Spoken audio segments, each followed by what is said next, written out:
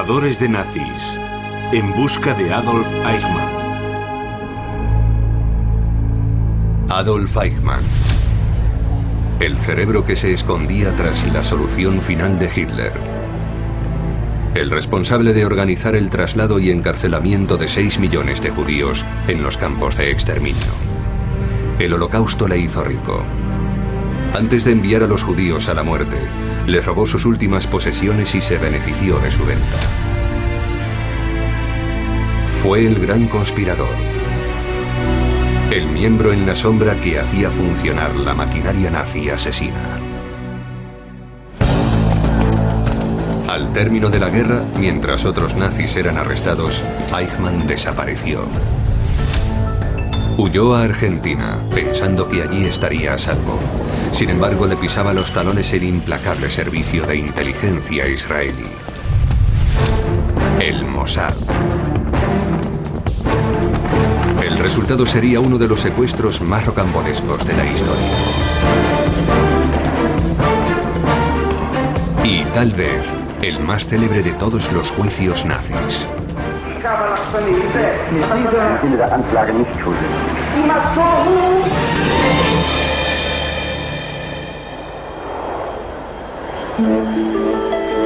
En abril de 1960, un avión de la compañía El Al aterrizó en Argentina.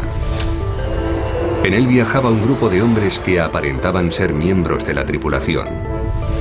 En realidad, eran agentes del Mossad, el tan temido servicio secreto de Israel. La misión que habían recibido era localizar y secuestrar a uno de los mayores criminales de guerra nazis, Adolf Eichmann. Los israelíes estaban dispuestos a hacerle pagar. Eichmann llevaba 15 años desaparecido. El plan de secuestrarlo y llevarlo ante la justicia constituía una misión de alto riesgo. Si la operación fracasaba, las consecuencias internacionales serían muy graves. Si resultaba un éxito, uno de los principales responsables del Holocausto tendría por fin que declarar ante un juez. Eichmann ignoraba que sus días en libertad estaban contados y que su pasado estaba a punto de volver con toda su crudeza.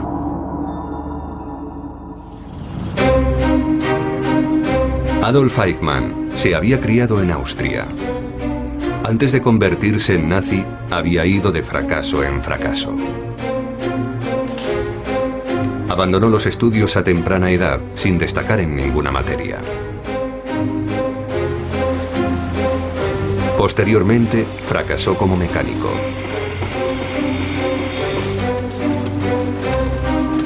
Tras una serie de trabajos menores, consiguió un empleo como administrativo en una compañía petrolífera.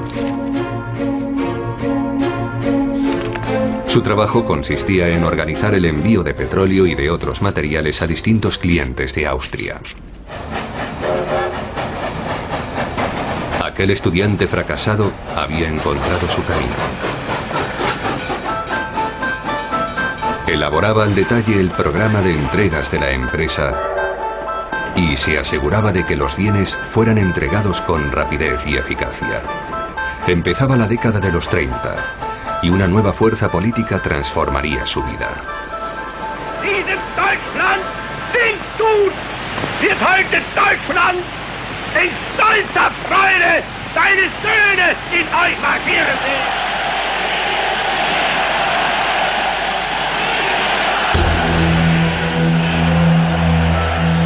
La política de tintes derechistas propugnada por Hitler atrajo la atención de Eichmann. Su retórica sobre la anexión de Austria a una gran Alemania convertida en un imperio ario caló hondo en aquel joven administrativo.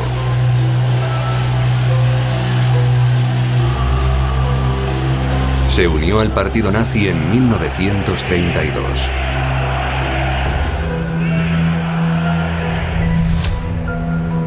Su idilio con el mal había comenzado.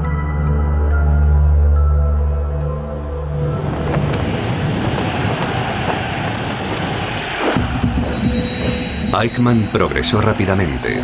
Un año más tarde se unió a las SS. Las SS eran la guardia personal de Hitler. Protegían al Führer allá donde fuera y realizaban un doble juramento de lealtad a Hitler y al partido nazi.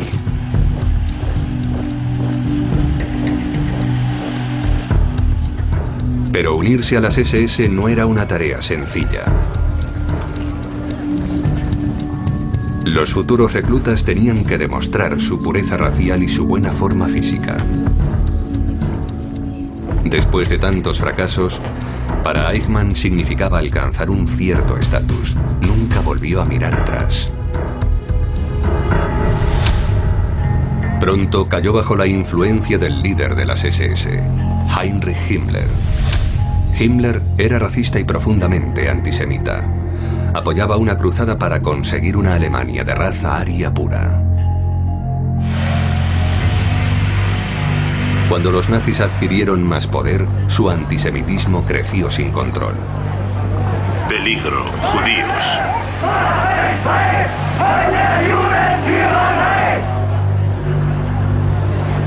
Himmler quería una respuesta al problema judío. Soñaba con una Alemania Judenrein, es decir, sin judíos. Por ello pidió sugerencias de posibles soluciones. Eichmann vio entonces su oportunidad. Si se convertía en experto en judaísmo, quizá llegara a ser una figura importante dentro de las SS. Así que se dedicó a estudiar la historia del pueblo judío, su cultura y su religión. Incluso aprendió hebreo. El primer plan de los nazis consistía en repatriar y deportar a los 200.000 judíos que vivían en Alemania.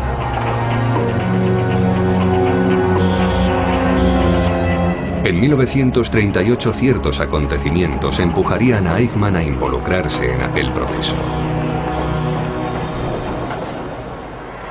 Schlagbäume und Grenzpfähle sind für alle Zeiten gefallen.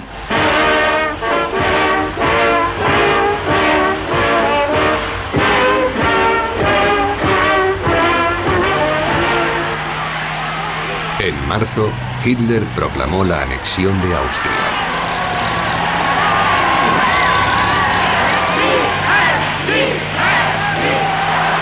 Fue recibido como un héroe.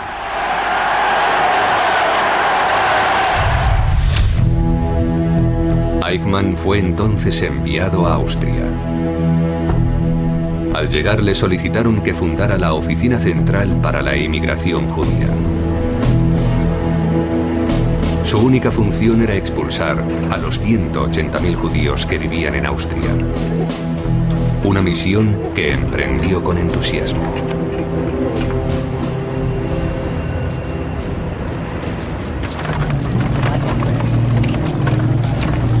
A Eichmann no le importaban las razones por las que los judíos vivían allí desde hacía tantos años.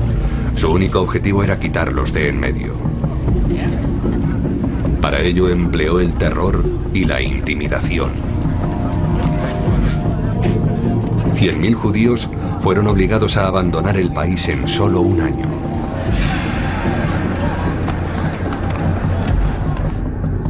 Aquel éxodo obligado hizo rico a Eichmann.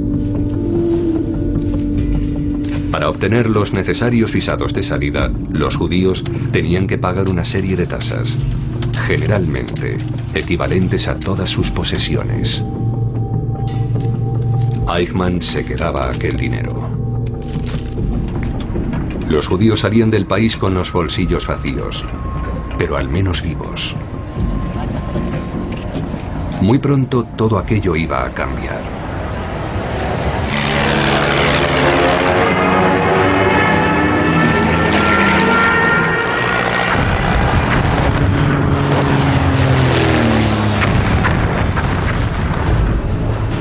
El 1 de septiembre de 1939, Hitler invadió Europa.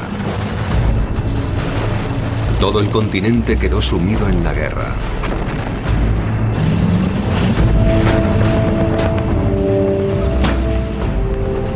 La Blitzkrieg alemana lo arrasó todo a su paso.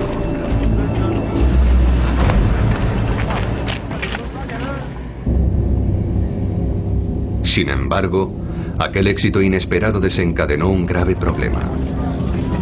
Las tropas alemanas habían capturado a 3 millones de judíos. Y ahora necesitaban deshacerse de ellos.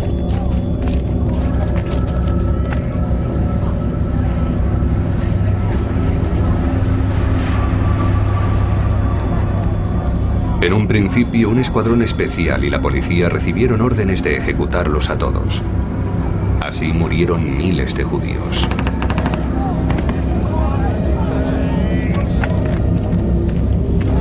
Pero aquel exterminio masivo resultaba costoso e ineficaz, e iba minando progresivamente la moral de los soldados.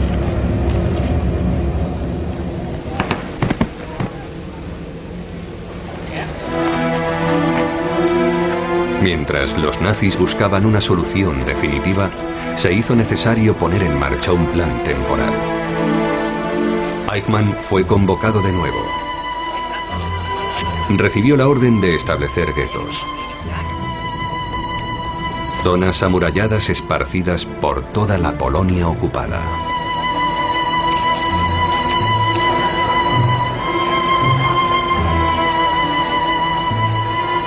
Eichmann erigió los guetos cerca de estaciones de ferrocarril, lo que facilitaba el rápido traslado de sus residentes a cualquier destino.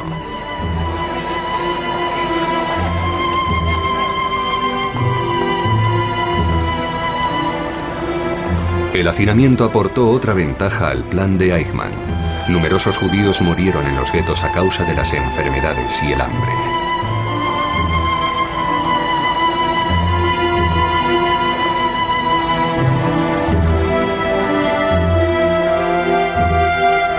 Pero sucedió algo inesperadamente que convertiría a Eichmann en uno de los más destacados miembros de las SS.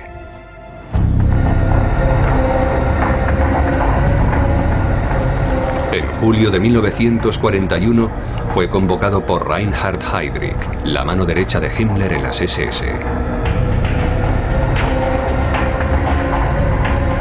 Era bien conocido el odio de Heydrich hacia los judíos.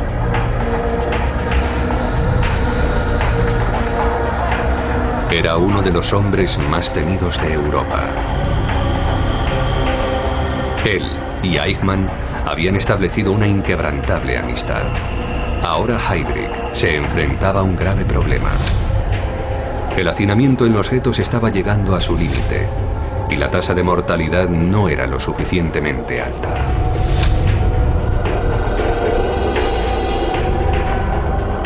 Heydrich necesitaba que alguien le ayudara desarrollando una importante función. Eichmann fue nombrado responsable de la subsección 4B4 de la Oficina Central de Seguridad del Reich. La sede ocupó un edificio poco llamativo de la berlinesa calle Kurfürstenstraße, un edificio que escondía un oscuro secreto. Desde su interior, Eichmann ayudaría a dirigir la política conocida como la solución final, que consistía en enviar a los judíos a unos campos especiales de exterminio. Allí serían asesinados en masa utilizando un gas venenoso.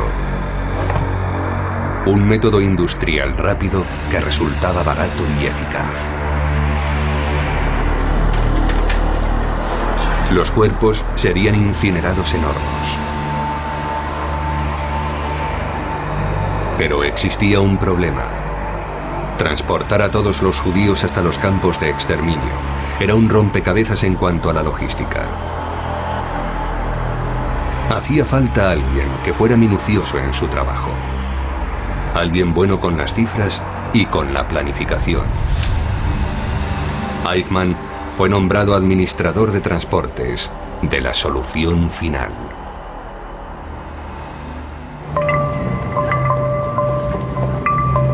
Su función era supervisar los trenes que trasladaban a los judíos de toda Europa hasta los campos de la muerte.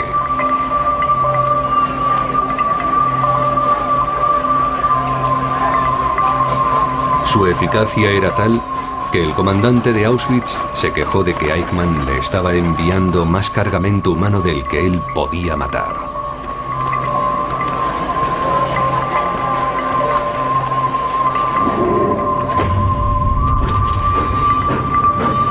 Durante 3 años, Eichmann se aseguró de que la maquinaria letal de transporte nazi no se detuviera.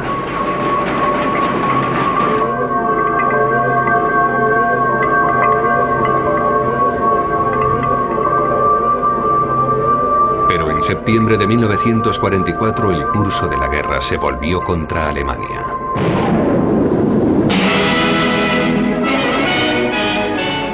En la costa de Normandía, entre Cherburgo y el Sena, los aliados establecieron una cabeza de puente ancha y profunda. Los aliados habían llegado a Francia en junio de 1944 y en septiembre cruzaron por primera vez la frontera alemana. Nuestras tropas continúan luchando en la batalla de Herten Forest, desde que en septiembre cruzaran la frontera alemana. Los tanques marcan el avance de la infantería. Ya en territorio alemán, los aliados intentaron abrirse paso hasta el corazón del Reich.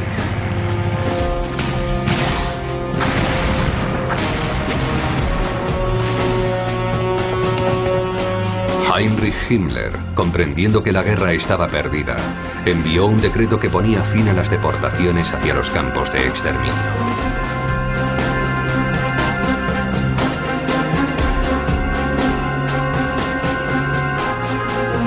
Su intención era ocultar a los aliados las pruebas de las atrocidades nazis.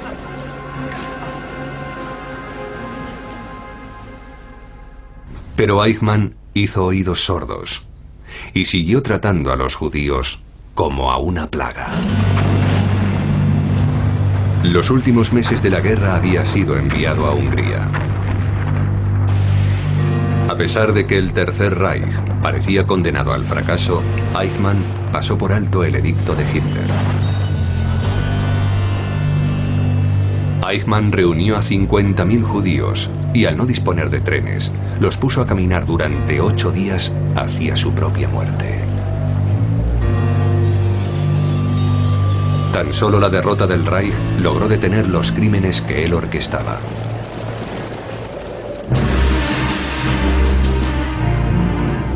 El 7 de mayo de 1945, Alemania firmó su rendición. Por fin terminaban las matanzas de judíos.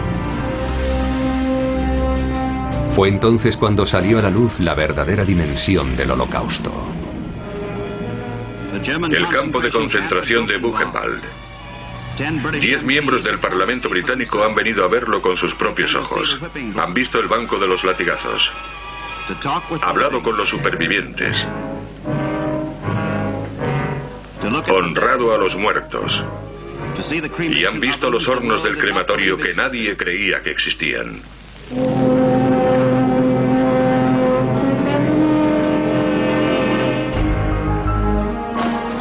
Cuando se desvelaron las atrocidades cometidas en los campos, nadie dudó de que sus responsables debían ser castigados. Sin embargo, cuando los investigadores aliados empezaron a arrinconar a los líderes nazis, Adolf Eichmann, el cerebro del Holocausto, se esfumó sin dejar huella.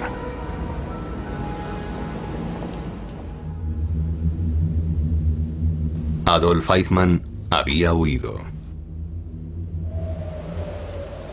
Se había ocultado en las montañas del Tirol austríaco junto a un reducido grupo de oficiales de las SS. Pero al cabo de unos días sus compañeros le pidieron que se marchara. No querían ser detenidos al lado de uno de los principales criminales de guerra.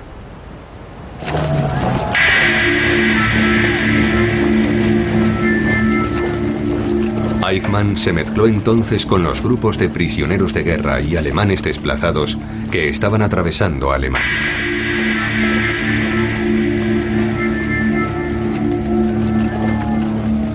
Se deshizo de su uniforme de las SS, se vistió como un cabo de la Luftwaffe y adoptó el nombre de Adolf Parz.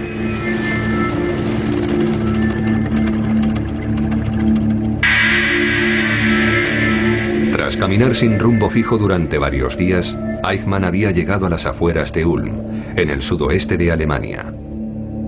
Allí fue interceptado por una patrulla estadounidense y retenido como prisionero de guerra en el campo de Weiden. Mientras esperaba ser juzgado, se percató de que los oficiales no eran obligados a desarrollar trabajos físicos como los demás internos. Aquello le impulsó a cambiar de nuevo su identidad. Ahora se llamaría Otto Ekman y sería oficial subalterno. Tras permanecer 2 meses en Weiden, fue trasladado a Oberdachstetten, en el norte de Baviera.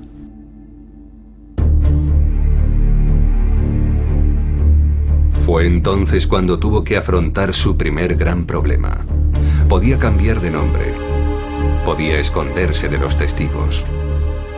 Pero había algo imposible de ocultar: el revelador tatuaje de las SS que tenía bajo el brazo izquierdo, que indicaba su grupo sanguíneo. Los aliados conocían aquel revelador símbolo que delataba a los miembros de las SS. Además, los supervivientes judíos eran trasladados a los campos de prisioneros para que señalaran a los responsables de crímenes de guerra. Eichmann era consciente de que su verdadera identidad pronto saldría a la luz, ya que empezaba a conocerse su papel durante el Holocausto. El juicio más importante de la historia. Los criminales de guerra se enfrentan a la justicia. Tras la gris y gélida fachada de los juzgados de Nuremberg, comienza el juicio más grande y conmovedor jamás celebrado. Aquí los gobiernos de Francia, Rusia, Gran Bretaña y Estados Unidos acusarán a los 20 líderes principales de una nación agresora de crímenes masivos contra la humanidad.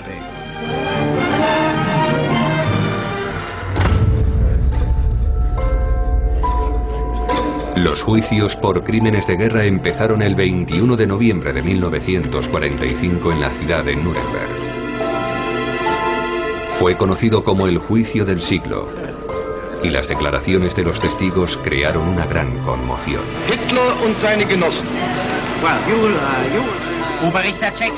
Al revivir las atrocidades vividas en los campos de exterminio, los acusados se iban hundiendo en sus asientos. El nombre de Eichmann fue mencionado continuamente. Empezaba a quedar claro su papel en los hechos.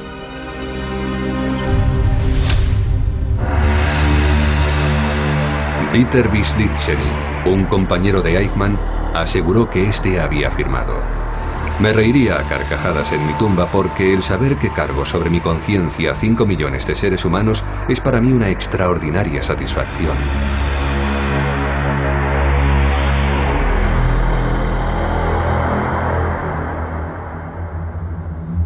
Tras aquella declaración, Eichmann comprendió que la caza a la que sería sometido nunca tendría fin. El 5 de febrero de 1946, Eichmann se escapó. Con la ayuda de varios oficiales de las SS del campo, consiguió colarse por un tramo no vigilado de la alambrada. Se dirigió hacia el pequeño pueblo de Prim, donde permaneció durante 6 semanas acogido por un simpatizante de las SS. Desde allí se mudaría a la pequeña ciudad de Ebersen.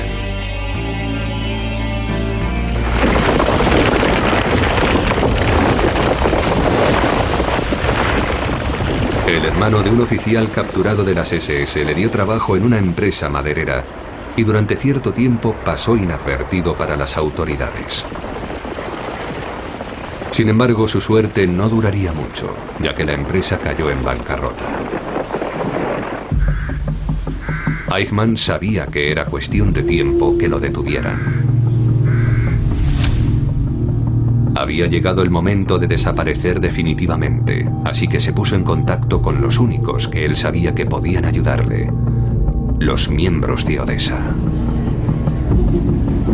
Odessa era una enigmática organización integrada por antiguos oficiales de las SS y por comerciantes que simpatizaban con la causa nazi.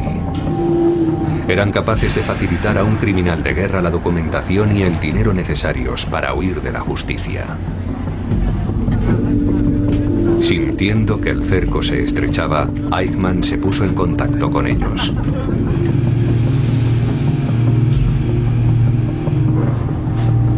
Ayudado por Odessa, en la primavera de 1950 viajó en tren a Múnich y desde allí atravesó los Alpes austríacos a través del paso de Brenner hasta llegar al norte de Italia. 2 días después se dirigió a Génova, en la costa noroccidental de Italia.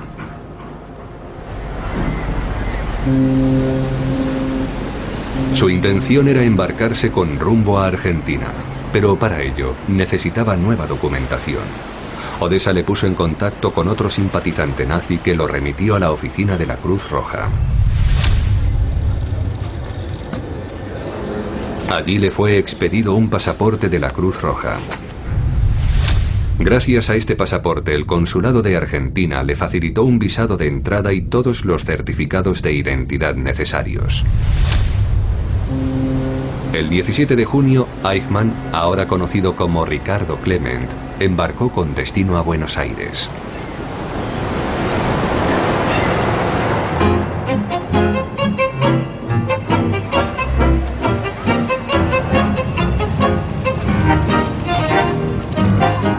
En la década de los 50, Argentina era el destino perfecto para alguien con pasado nazi.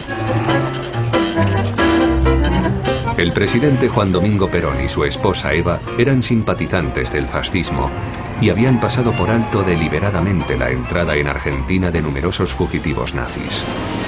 Eichmann se puso en contacto con antiguos compañeros que le ayudaron a encontrar alojamiento y un trabajo temporal en una compañía metalúrgica.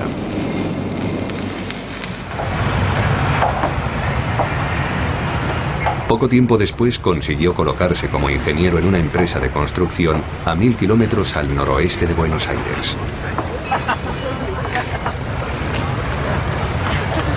La empresa era sufragada por el gobierno argentino y en su plantilla había 300 alemanes, algunos de ellos exaltos oficiales del partido nazi. Eichmann se instaló en una pequeña casa, en un tranquilo pueblo de la montaña. La pista se había enfriado en Europa y Eichmann, por primera vez en 5 años, se sentía seguro.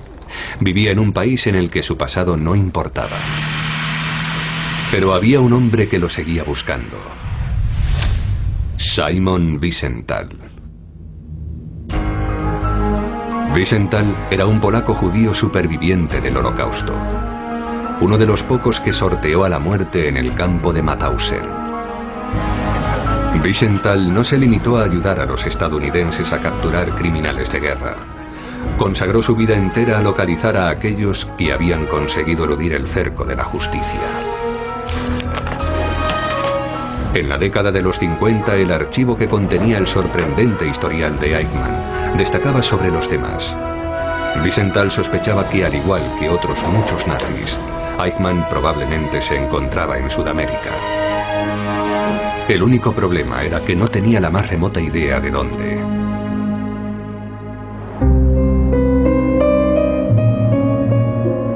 Pero tenía una pista. La esposa y la familia de Eichmann vivían en Austria, en este pueblo de la región de Alte See. Desde su oficina podía controlar de cerca todos sus movimientos. Esperaba que un día le condujeran hasta su ansiada presa. Pero en junio de 1952 la mujer de Eichmann y sus hijos desaparecieron sin dejar rastro. Wiesenthal estaba convencido de que habían ido a reunirse con él. Estaba desesperado. Había perdido su último vínculo con Eichmann y ahora tendría que empezar desde cero.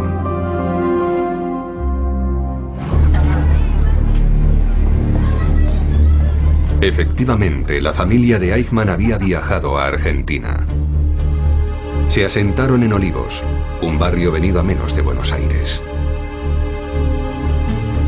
Pero Argentina atravesaba una gran recesión y, como otros muchos ciudadanos, el antiguo nazi pasaba por malos momentos.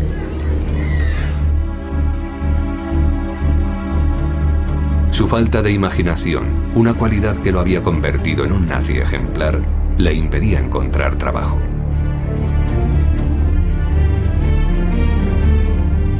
Había invertido sus ahorros en una fallida lavandería y ahora buscaba un empleo desesperadamente.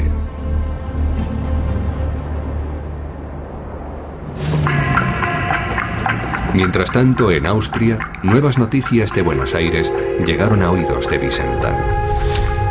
Un informador le había mostrado una carta en la que se detallaba el paradero de Eichmann. Volvía a abrirse la veda. Wiesenthal se puso inmediatamente en contacto con el consulado israelí en Viena. Pero, muy a su pesar, no obtuvo ninguna respuesta.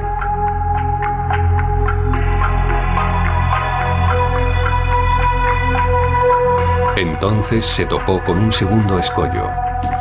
Sus fondos se habían agotado. A pesar de haber descubierto el escondite de Eichmann, Simon Wiesenthal se vio obligado a cerrar su oficina y a cancelar la persecución.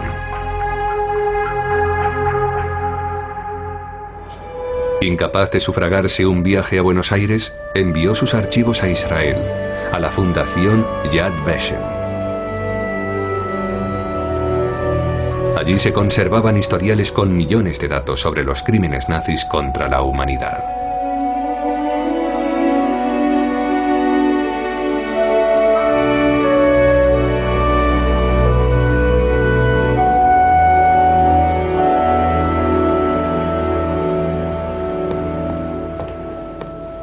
Todo hacía pensar que el archivo que contenía el caso de Eichmann terminaría en un museo cubierto de polvo.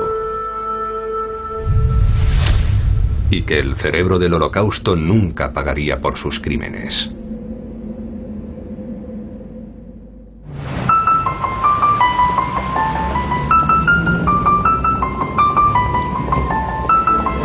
En 1957, la búsqueda de Eichmann se trasladó a Frankfurt. Fritz Bauer, fiscal de la región de Hesse, en Alemania Occidental, era un superviviente de los campos de concentración. En abril recibió una carta de otro de los supervivientes de aquellos campos. En ella se incluía la dirección de Eichmann, en un barrio de la periferia de Buenos Aires. Al no poder recurrir a Wiesenthal, Bauer se encontró ante una difícil cuestión. ¿Qué hacer con aquella valiosa información? Era socialdemócrata, antinazi y judío.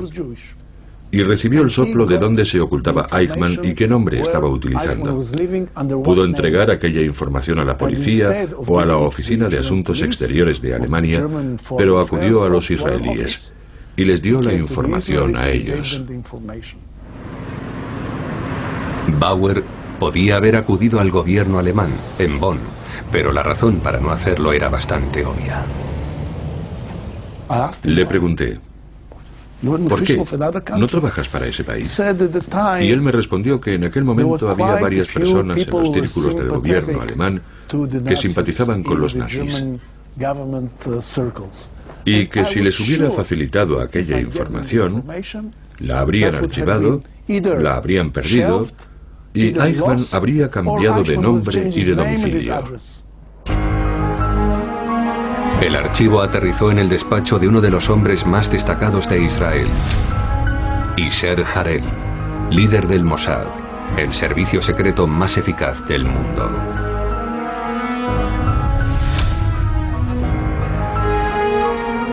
El Mossad fue fundado en 1949 y sus miembros eran expertos en técnicas de espionaje, operaciones encubiertas, sabotaje, en búsqueda de información y en la lucha contra el terrorismo. A lo largo de los años había adquirido una temible reputación, pero aún le faltaba un departamento, la unidad de caza de nazis. El Mossad había estado recibiendo información acerca de antiguos nazis durante años, pero al no disponer de un departamento especializado, había optado por dejar que civiles como Simon Wiesenthal llevaran a cabo una investigación individual.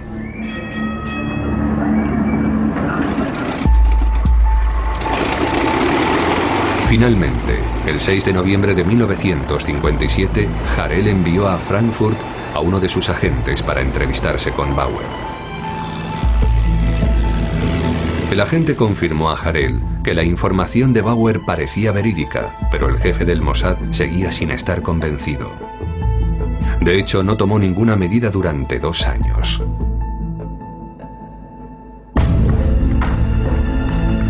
Fritz Bauer acabó perdiendo la paciencia y solicitó una reunión con su homólogo, el fiscal israelí Haim Cohen. Cohen sugirió una reunión con Bauer y con Harel para revisar las pruebas una vez más.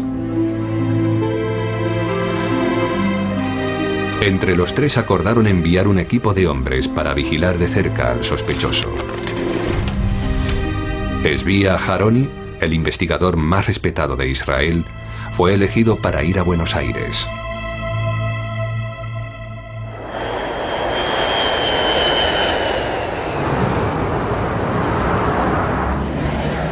A su llegada, Aharoni acudió a la embajada de Israel y reclutó a varios voluntarios locales para que le ayudaran en su investigación.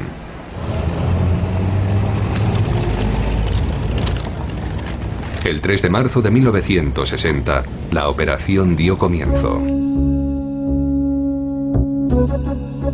Aharoni y su equipo vigilaron de cerca su objetivo.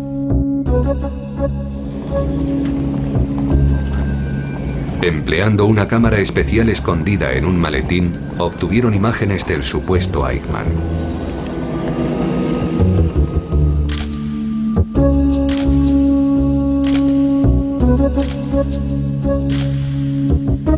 No había duda, aquel hombre era Eichmann. Cuando Aharoni informó de que la identificación había sido positiva, a Harel le invadió la duda de si debería o no matar a Eichmann. Y acudió al primer ministro de Israel, David Ben-Gurion, en busca de consejo. Le dijo: tenemos datos que confirman que Eichmann está viviendo en Argentina. ¿Qué hacemos? Y Ben-Gurion le respondió: traedlo vivo o muerto. A continuación tomó una decisión que tendría grandes repercusiones. Respiró y dijo: mejor traedlo vivo. Eso será muy importante para las nuevas generaciones. El Mossad recibió la orden de secuestrar a Eichmann y llevarlo a Israel para ser juzgado. El razonamiento de Ben-Gurion era muy sencillo. Tal vez el mundo estaba olvidando el sufrimiento al que habían sido sometidos los judíos de toda Europa 2 décadas antes. Si detenían a Eichmann y lo juzgaban por sus crímenes, el mundo recordaría las atrocidades del Holocausto.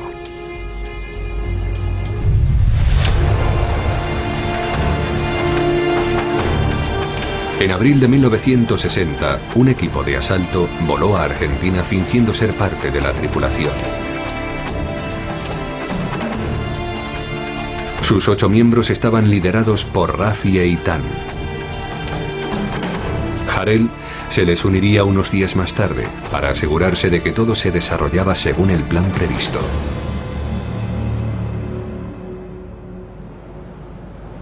En primer lugar, establecieron un centro de operaciones en el interior de una camioneta. Desde allí vigilaron la casa de Eichmann, esperando el mejor momento para atacar.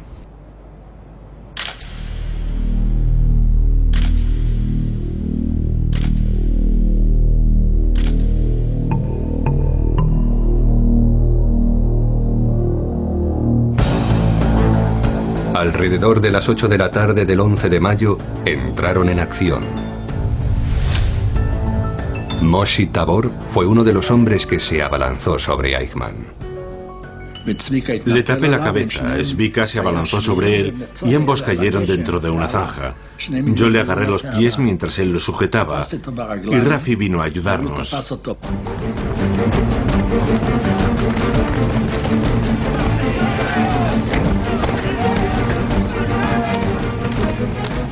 Lo llevamos a la fuerza hasta el coche, lo amordazamos y le vendamos los ojos para que no viera nada. Eichmann se había resistido, pero sus raptores no tardaron en reducirlo y meterlo en el coche. Luego desaparecieron a gran velocidad.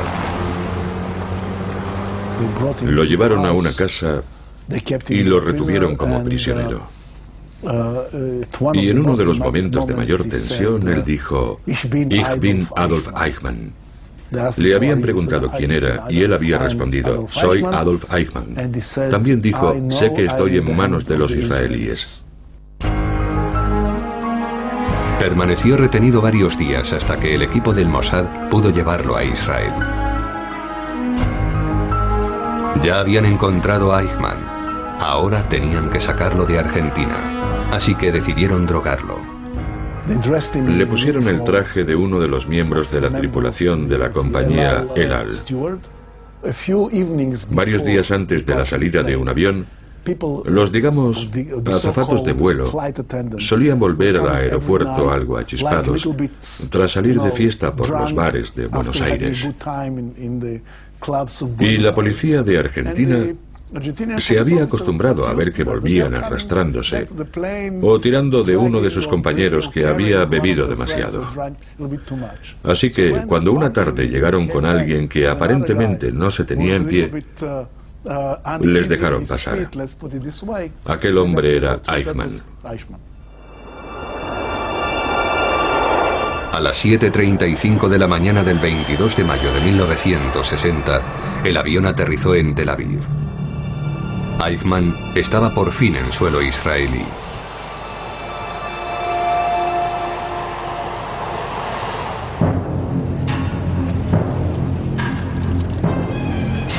A las 4 de la tarde del día siguiente, David Ben Gurion entró en el Knesset, el Parlamento de Jerusalén.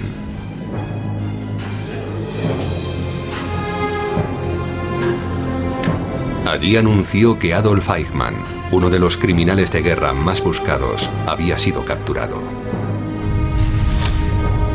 No solo eso, Eichmann se encontraba en Israel a punto de ser juzgado.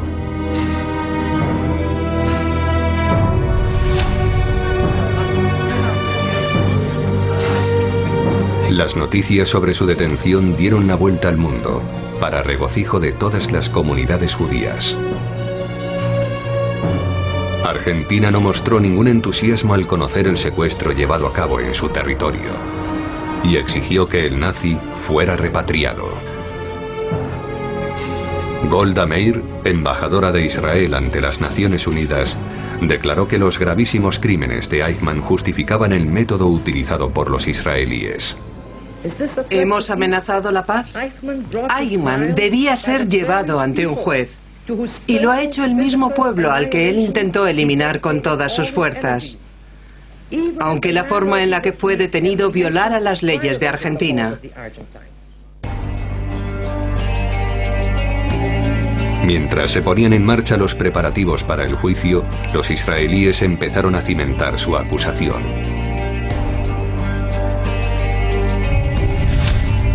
El 29 de mayo de 1960 se inició el interrogatorio de Eichmann. Los fiscales estaban decididos a dar forma a una acusación categórica, basada en hechos irrefutables, acerca de su papel en el Tercer Reich y en concreto en la solución final. Durante 9 meses, Eichmann tuvo que soportar 275 horas de entrevistas en las que se revisaron más de 3.000 páginas de anotaciones. Para satisfacer el deseo de Ben Gurion de que el juicio fuera un acontecimiento mundial, se modificó un anfiteatro recién inaugurado con el fin de dar cabida a los jueces. Las imágenes del juicio llegaron a todas partes gracias a la alta tecnología de la época.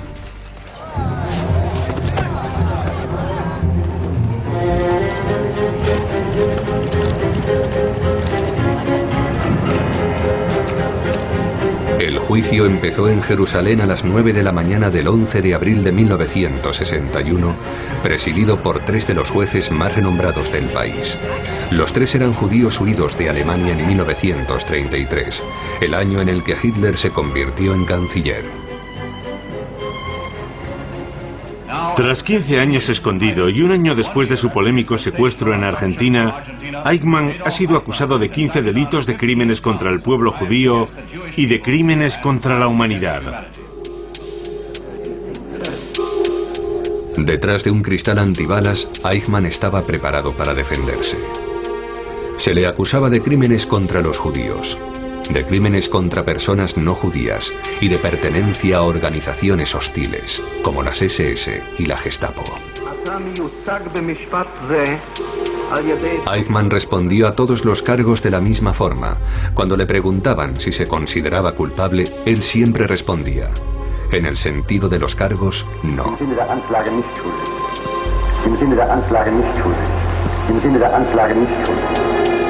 Aquel fue el nexo de unión a lo largo del juicio. Afirmó que no había matado a nadie personalmente y que simplemente obedecía órdenes.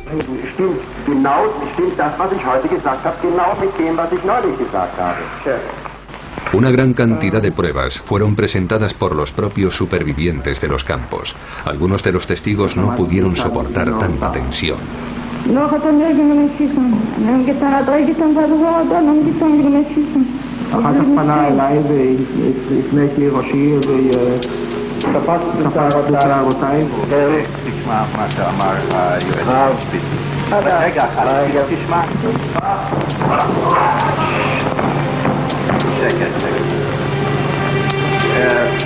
שבו במקומכם בבקשה, אני מבקש מאוד, כן? כל אחד יושב במקום.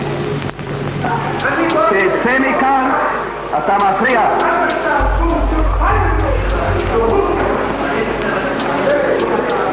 Gideon Hausner, el fiscal israelí, presentó meticulosamente las pruebas incriminatorias empleando documentación aportada por cazadores de nazis como Simon Wiesenthal.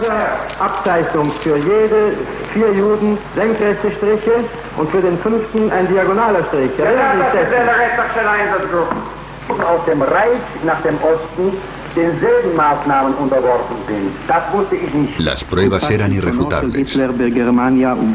Finalmente, el 15 de diciembre de 1961, Eichmann fue declarado culpable de todos los cargos y condenado a muerte.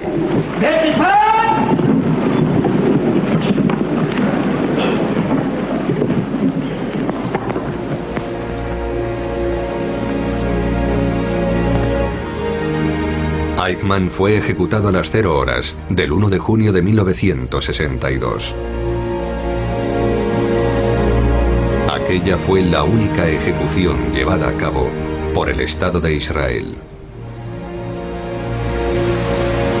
El cuerpo de Eichmann fue incinerado en un horno improvisado y sus cenizas fueron esparcidas a lo largo de varios kilómetros en el mar Mediterráneo. Las autoridades israelíes no querían que quedara nada que pudiera dar pie a un santuario nazi.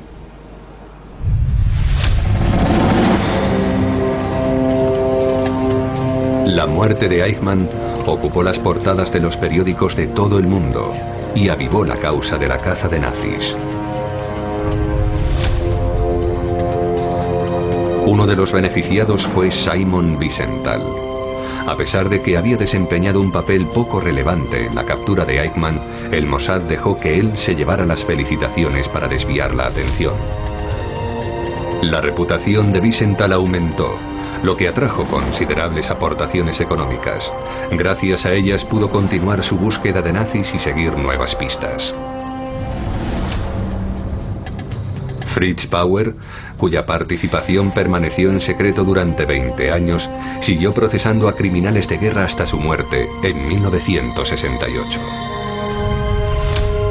Yasser Harel, el líder del Mossad, que en un principio había sido reacio a seguir la pista de Eichmann, dimitió en 1963 e inició una corta trayectoria política.